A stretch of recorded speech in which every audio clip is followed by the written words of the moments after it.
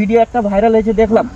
তো কিভাবে কি করলা? কিভাবে আমি এলাম সকালে কাজে কাজে আসার পরে একজন বলছে আমার দুটো সিমেন্ট যদি 3 জায়গায় নিয়ে যেতে পারি, তো 4,000 টাকা হাত জিত লাগাবো।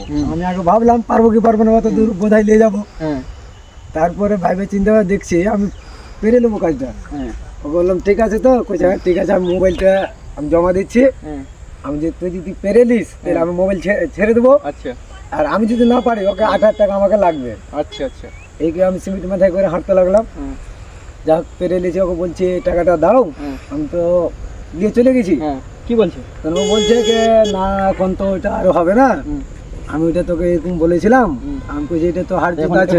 ও হেরে গেছে? হ্যাঁ, ও হেরে গেছে। মোবাইলটা আমারই কাছে এখনো আছে, টাকা পয়সা দেয়নি। ও বলছে কি না আমি হার জিত লাগিনি। আচ্ছা। ঠিক আছে, মানে এখন ও পাল্টি মেরে দিল? পাল্টি মেরে দিল। এখন ও বলছে টাকাটা আমি দেবো না। কি ওর ভাবনা চিন্তা করে। তো এখন যে তোমার ভিডিওটা ভাইরাল হয়ে গেছে, ওটা কত খুশি তুমি? আমি বহুত খুশি।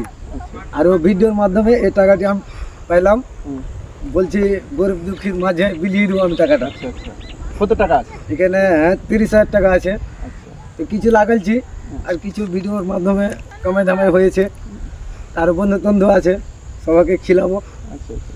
আর একটা আমার মুখিয়া আছে, মুখিয়ার কথা কি বলবো, সকাল হলে ক্যাচ ক্যাচ ক্যাচ ক্যাচ মানে মুদির হাত ধরে নিয়েছে।